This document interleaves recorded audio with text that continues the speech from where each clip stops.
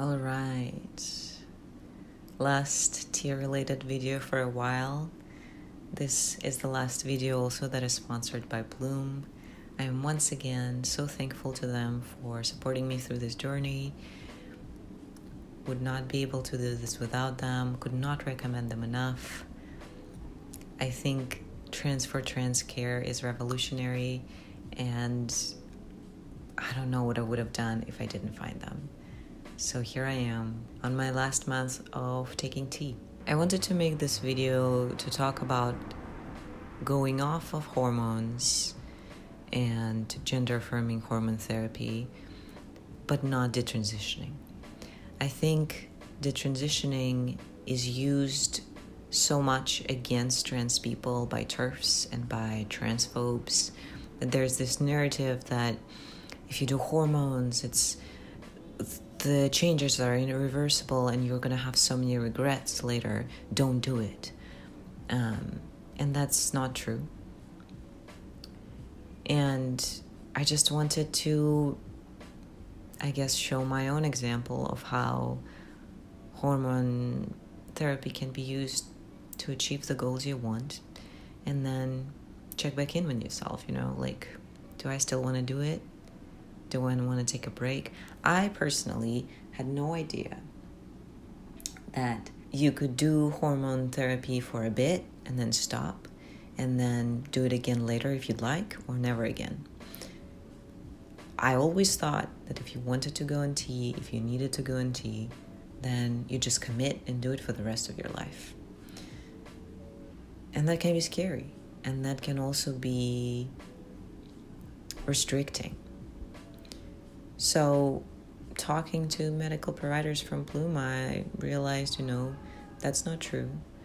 While you're testosterone dominant, you're going to have some changes that are going to be irreversible, such as your voice dropping or bottom growth or new hair that you get.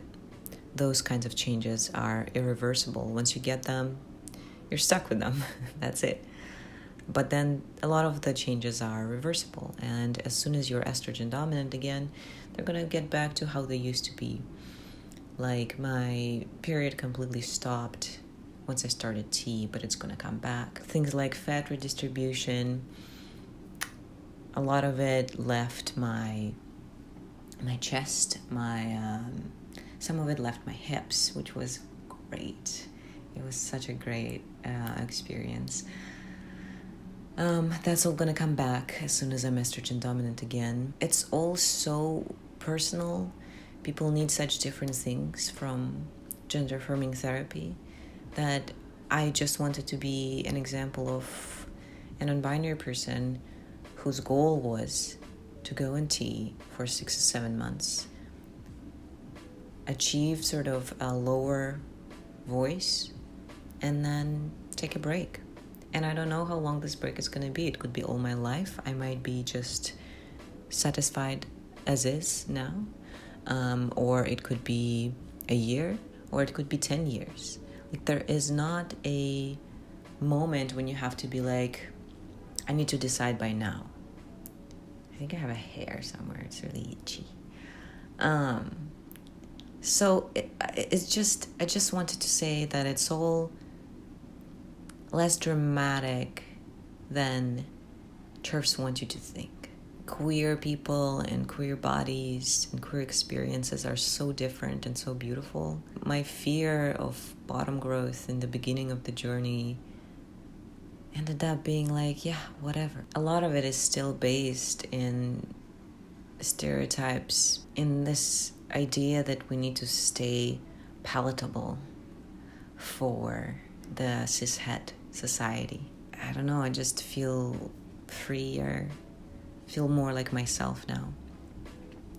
And I'm excited to kind of keep checking in on myself and being like, all right, what are we feeling now? Do we want to go back on it? Do we not? How are we feeling? How are we doing? But I loved it. I loved the experience, and it's been great. So I just wanted to do this little, check-in and let you know how it went and how I felt. and leave the space open for any questions in the comments. I would be very happy to answer. And I wanted to have a little bit more fun, like in another video I've done before with a little check-in, and watch some non-binary TikToks together. So if that's something you wanna do, stick around. We're going to have to rely on the camera audio for this because my phone can't record my voice and the TikToks for some reason. I don't know. I'm not a tech guru by any means. So it's gonna be some shitty quality of audio, but let's do it. Happy Pride, everybody. Welcome to Things That Billy Wished That He Knew Before... Ooh, that sounds wrong. Oh, wait. Okay. I gotta take the he out of my bio. Hang on. You ever feel like that? When a revelation just hits you? I downloaded them so long ago that I don't remember what all of them are. So let's keep going. There's gonna be, I feel like, a variety, all kinds of things, so. You better learn how, cause it's your turn now. Now you start. I know that dumb trend was terrible for all of the trans masc and trans men community, but can we talk about how it fucking sucks to be a trans person of color? Having to deal with worrying about not being skinny enough to look masculine or pale enough to look masculine, and having both of those things being unobtainable. People being the beauty standard still remains very much true in the trans community, which is very, very much so white-oriented. And over time, I've learned to love my bright and vibrant, lively skin, but stupid shit like this makes me second-guess myself. Being trans is tough, period, but I think a lot of people fail to acknowledge the intersectionality between being trans and also being a person of color, and we never talk about those issues in our community. Yeah, we're all trans, but we fail to acknowledge that our experiences can be so different based on our race and ethnicity. And I feel invisible in my own community too often, and I'm tired of it.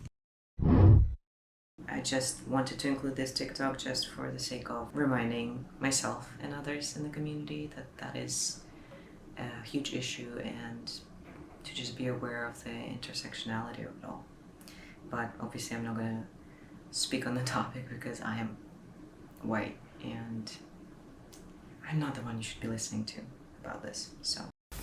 You know, the brilliant Dominique Jackson once said, "Asking someone to accept me or tolerate me implies that I believe they have some kind of power or authority over my life."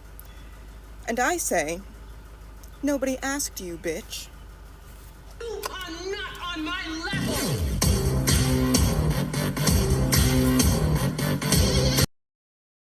I always wonder, why do people feel like anybody asked them? Yeah, especially if you're cis, why are you in the trans spaces to talk about your experience or what you want and don't want to do?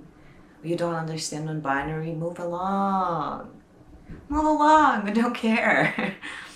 I feel like I don't have time for people who are just gonna disregard my identity. There's so many people out there who are going to accept me just the way I am and understand me, that why should I spend time explaining anything to you? Get lost, dude. If you can't make your own boy juice, store-bought is fine. This is so good. I couldn't make my own boy juice, so yeah. That should be the new name of testosterone, just on their prescription. Hi, this is CVS. I'm trying to contact Simon. Yes, Simon, your boy juice is ready for pickup. Oh, Lord.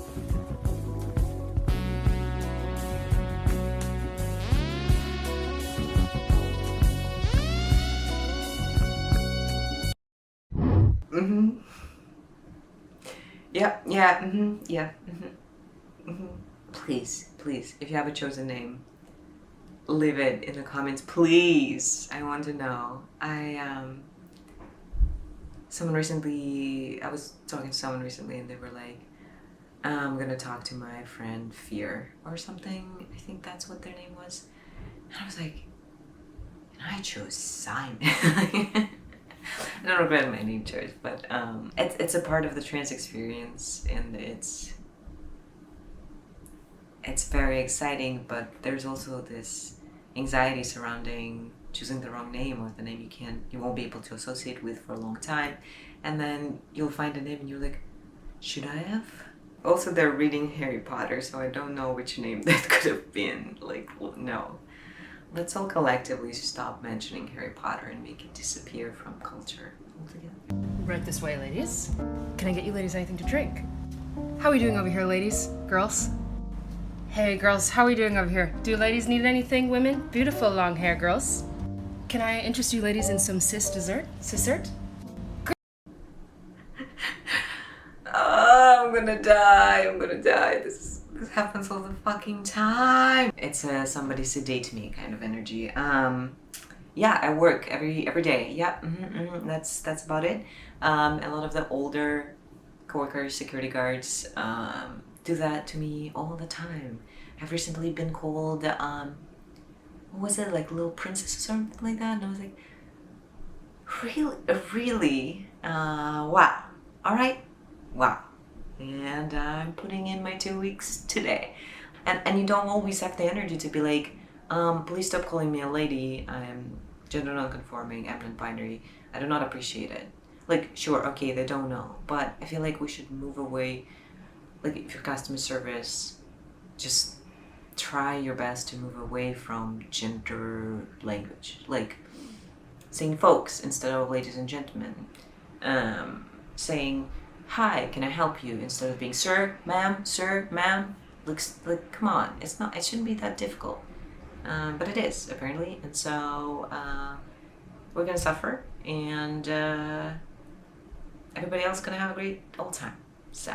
Stop, this girl in my class is a non-binary, and she's like, all the time, she's like, they, them, and I'm like, they, them, and it's like our handshake a little bit, and I'm just like, girly, wait, and she's like, they, them, and I'm like, that's what I was thinking, and it's like this little thing that we say to each other, like, she says they, them, and I say, la, la, la, and like, it's fun, I love her.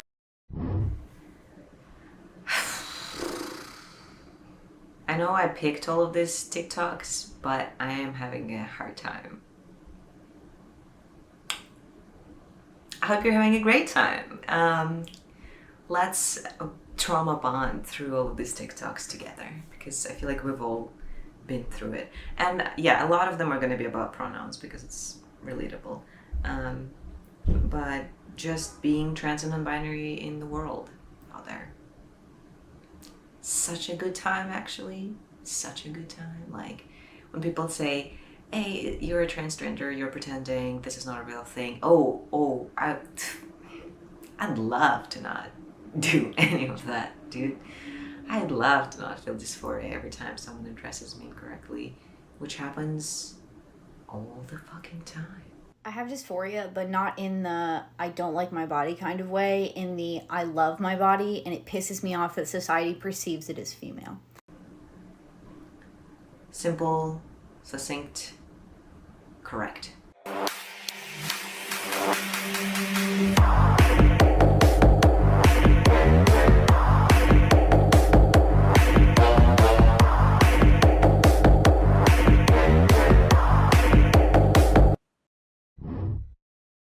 I don't know if you have the time to read every single part. You can pause and read. It's just, again, the intersectionality of it all. Like, I can spend 3 hours complaining like a little bitch about someone using my pronouns wrong, but then people of color or disabled people have problems that I will never face. It's easy to not think about it when those are not your problems. And that sucks. And I definitely need to be more aware as well. But they're right and they're correct. Let me read you something that's published in the International Journal of Mental Health. The risk of regret or retransitioning is not a good argument for more extensive psychosocial assessments prior to initiating hormones or surgeries. For some trans people, being enabled to autonomously medically transition may in fact be the best way to decide if transitioning is the right treatment to relieve gender dysphoria. Retransitioning or detransitioning ought to be presented as a legitimate medical treatment option in gender-affirming care connected to broader self-determination in patient decision-making. Yeah, I wrote that. And we appreciate you for writing that. I absolutely agree. And to be honest, thinking about getting some type of gender-affirming surgery made me feel like people get gender-affirming surgery all the time. Cis people get gender-affirming surgery all the time. No one is asking them to provide a letter from a therapist they've been going to for 2 years to get permission. I feel like most of the surgeries that have to that people use to alter their bodies in a way to feel more feminine, more masculine, more attractive are usually gender-affirming surgeries. So why is it that only trans people need years of therapy in some countries, have absolutely no access to them in other countries, and still to this day, even in the most progressive countries out there, like freaking here, I don't know if I should call America progressive, still need permission. It should be an option for anyone. What part of your transition has actually brought you the most joy? Goodness, what has brought me the most joy? The most joy.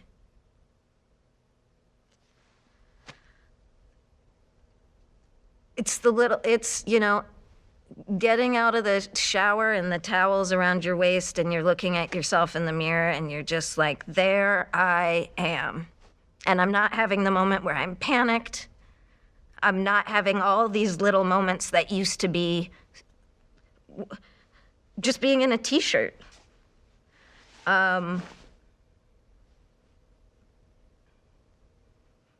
It's being able to touch my chest and I'm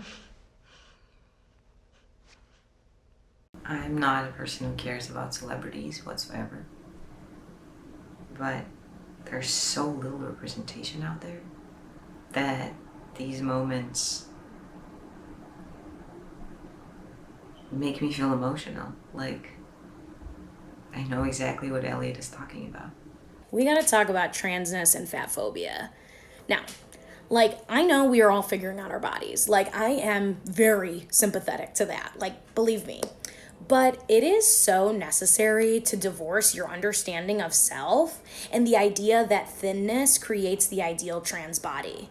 Like, we have all already been failed by the construction of the gender binary and the rules that come with it, and you are effectively creating more rules about gender and what it is to be trans. And like, this like obsession with thinness disproportionately impacts fat trans people who already face additional barriers culturally and systemically when it comes to gender and bodies. So like, here's the thing. Your body, even if you want to change it, is never going to be the thing that legitimizes your transness. Like, you just being you does that. And like, we don't need more rules. We need freedom. Yep. Yeah, very well said. That funny little girl slipping through my fingers all the time. Wait, let me stop this. They want you to use their pronouns. Ellie wants you to use their pronouns. Don't use he or she, him or her, his or hers. Do use they, them, their.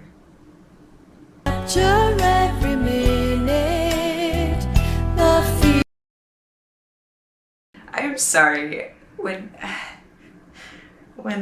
your own parents are immigrant parents, like, I mean, not American or whatever, parents are not accepting, knowing that this exists, knowing that some parents make the effort to learn and to understand, even if they're older, even if maybe they've been more conservative, even if it's hard for them, even if it's a big adjustment to make grammatically and emotionally, in any way, that's big. That's big. And I don't think my parents will ever do that, so I get really emotional when I see other people's parents do it. But it's good to know that it's possible. Bestie, I'm so sorry. This brings up something that I've been meaning to talk about for a long time, but I don't want to because cisgender folks scare me. And it's about this idea of being sure. I've never once been sure about anything. I'm not sure about my gender identity. I'm not sure about being on hormones. I'm not sure about surgery. I'm not sure about anything. And part of this is because there are no cultural guidelines for being trans. There are some, but they exclude people and they're no good. They're garbage, so we throw them out. But that being said, there are lots of guidelines to being a cis man or a cis woman. So, of course I'm not going to be sure after only having that experience. But that's okay. I really consider my doubt to be a measure of my sanity. Because as long as I'm doubting myself, I'm like engaged with who I am in the present moment. So, I don't know, that's a rant. I love this rant. I love it. It's just... That's the thing though. Like if I waited to do hormones till I was 100% sure, till my parents accepted me, till I had the job where it didn't matter at all, I would have never done it. There isn't like this perfect moment to start, I think.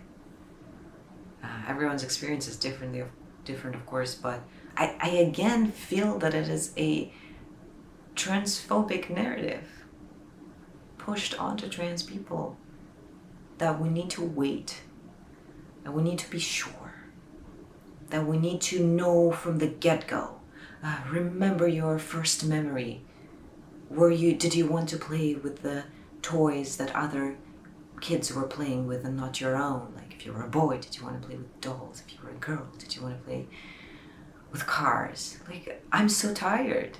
I'm so tired of that. The present moment is all I really have, and I'm sorry if that makes you uncomfortable, but I'm gonna do what feels right now. And then I'll deal with whatever happens later, if anything even happens, like bad, you know. I do really appreciate this take, for sure. Okay, settle down. Everybody, this is Arson.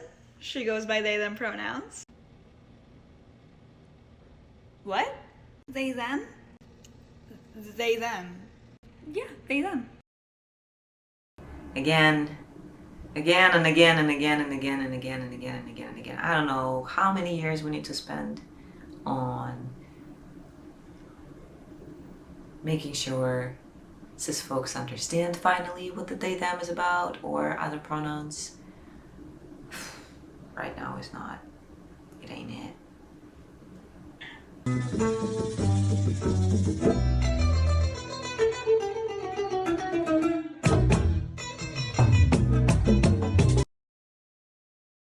Like how happy they are.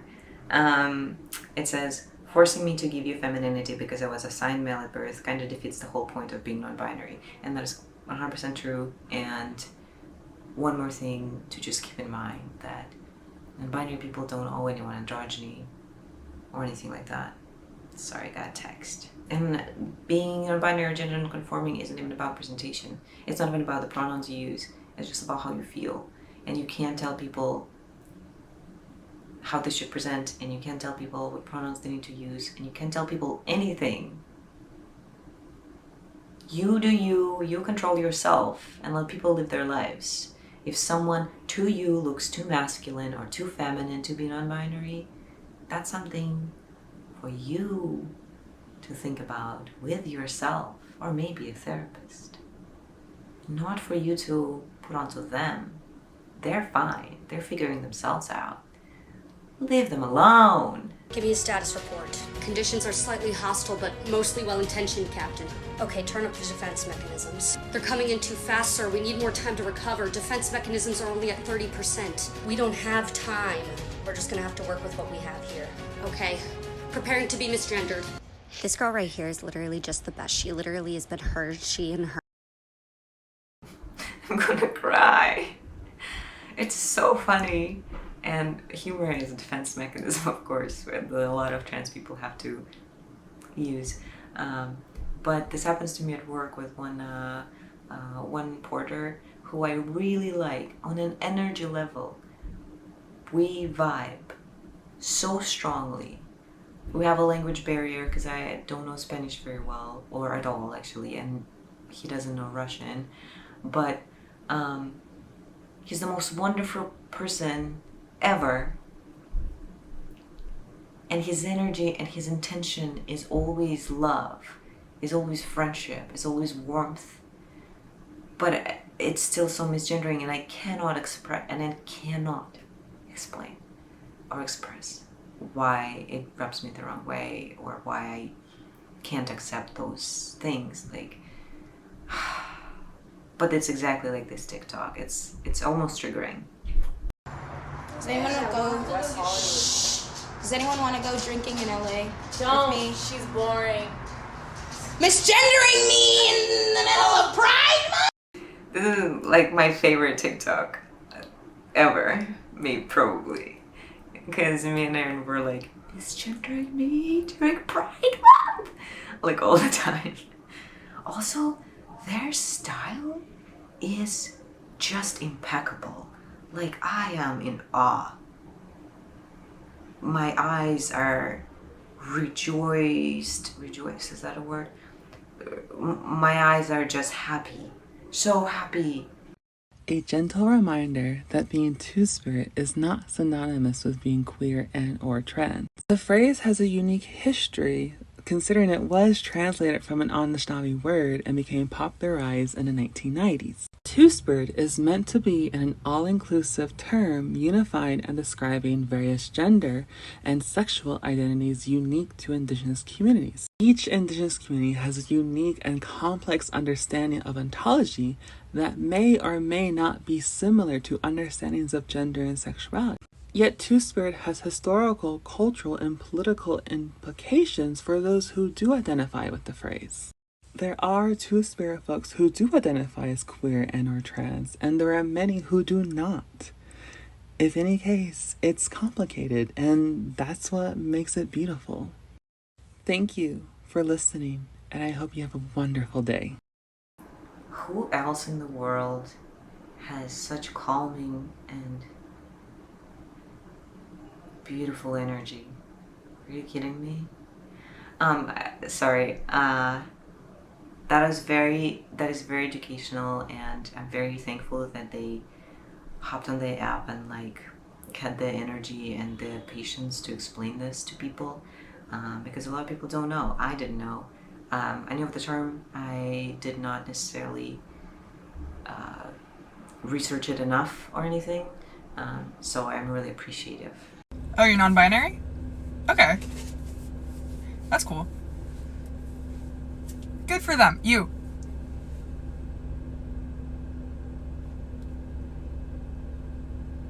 Do you want to, shit. What do you want to go somewhere now? You want to, them.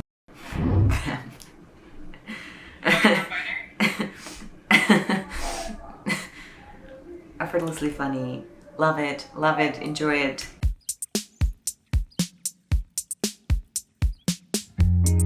I'll be who you want me to be. Turn me into something. I felt like that. I saved it because I was like I didn't like any of them at all. It's really bad. But also for some reason, for me personally, putting eye makeup, not like a color, but like a wing or something, makes me so dysphoric. Like any eyeliner on myself, so dysphoric. I don't know if anyone can relate. One time I was getting a haircut in London for free because they needed hair models for the students, and that was the best haircut of my life actually. But afterwards they were like, oh, we washed off some of your concealer and foundation while we were washing your hair, and I used to have a lot of like pigmentation, like post acne marks on my forehead, so they washed off a bunch. And they were like, can we just do you a quick like a makeup like touch it up and like do a little bit of this and that.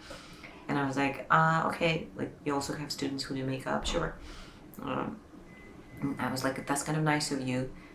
But she kind of went, she was like, oh, do you want something particular? I was like, oh, no, just neutral, just touch it up, and so that it doesn't look bad. She did a little bit of mascara, and I cried as soon as I left the salon.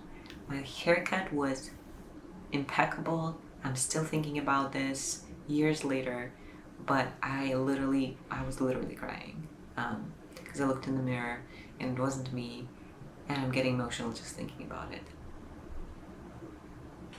Hey, in case you didn't know, there's a difference between memorizing someone's pronouns and trying to use them as much as possible because you know it's what you're supposed to do, and actually reevaluating the way that you look at someone and calling them by their pronouns because you see them as their identity. These are two different things. And trans people can generally tell which one you are. So, I had to confront people and friends in my life before with this particular topic. I would rather you fuck up my pronouns from time to time, but I know that you are genuinely seeing me as a person, not as a girl, not as a boy. You are genuinely trying to get rid of your own stereotypes about me in your head, trying to see me as gender non-conforming, non-binary, or genderqueer, or like agender. And sometimes fuck up because, I don't know, grammatically you're used to using something else, whatever.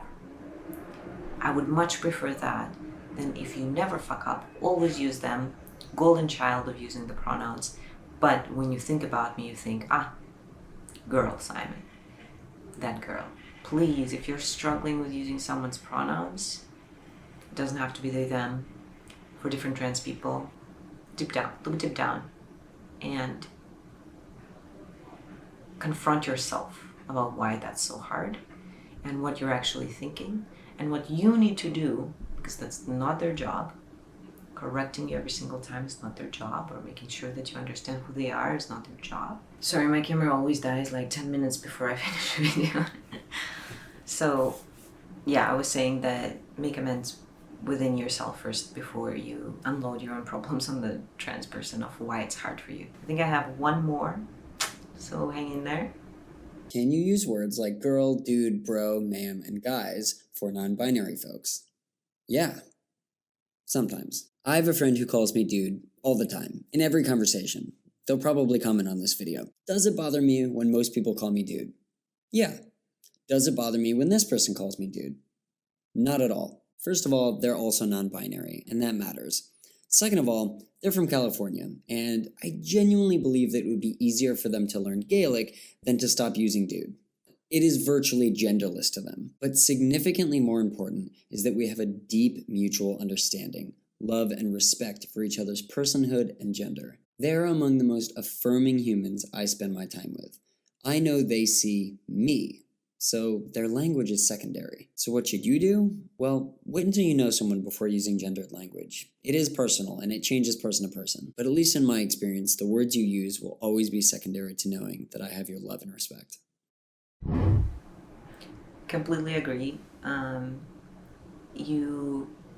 I feel like you can ask if you are in space with the other person where you feel like you can have this kind of like more vulnerable moment, more like genuine conversations about their preferences and what they are okay with being called and not okay. Someone at work once mentioned to me, hey, how are you guys? Oh, sorry to call you guys about me and someone else. And I was like, oh, actually, that's completely fine with me. I actually prefer it. I don't, for myself, I really like when people say about me or about me and someone else guys, even though they were trying to be very understanding and be like, oh, I guess guys is binary, I shouldn't use it. For me, you can, and I actually like it. I actually don't mind it at all. Dude, same. Whenever someone says like, hey girl, I don't mind as long as it's sort of just out there, as in not like hey girl, but like hey girl, like it's just a way to say hello or what's up. Don't mind that. But again, when you're alone with the other person and you feel like you have this kind of like relationship where they can trust you with this kind of information, then just go ahead and ask, I think. And if someone tells you or me, hey, I'm really not comfortable when I really don't like it when you call me like a they them or something, you know, like I know some people really dislike when people say like for the gays, the girls, and the theys. Like some people really dislike that. So just listen and adjust your language. I'm sure it's hard to like immediately be on top of that. So I'm communication, right? You can be like, I hear you. I'm gonna try my best to not use this language towards you again. If I fuck up again, I'm sorry. Be patient with me as I'm adjusting to that, and like I'm all for you correcting me every time, and I'm also working hard myself. I know it's not your job to correct me, so I'm working hard on doing that myself. That's it for today's video. I'm sure I could save like 100 more TikToks because my For You page is just like lots of beautiful trans people and other queer people, but I don't want to make this video like 2 hours long. If you really enjoy it, I can make it again. But for now, this is it, and I hope you enjoyed this video. And if you have favorite trans or queer creators on TikTok, drop their in the comments. I will go ahead and follow them. And I hope you have a great day and week and fall. And I'll see you in another video.